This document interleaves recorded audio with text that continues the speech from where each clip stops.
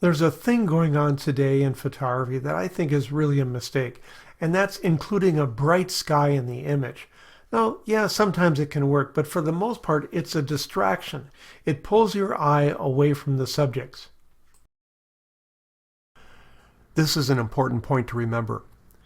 We want to use the photography tools that we know to help direct the viewer to see what we want them to see, rather than being distracted by something else. So we're going to have an example of a before and after that I think will illustrate what I'm talking about.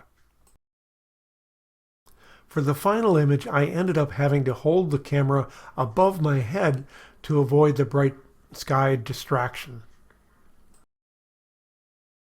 Now, based on the images that are so popular these days, you might look at this and say, oh, this is great, I like it.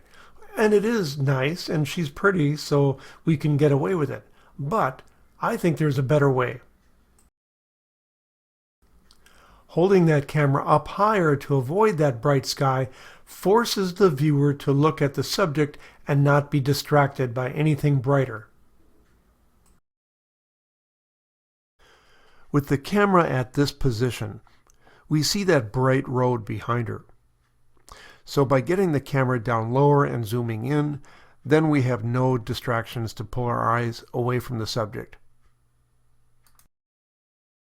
Here's an example where I had to use artwork to eliminate all the bright distractions behind her.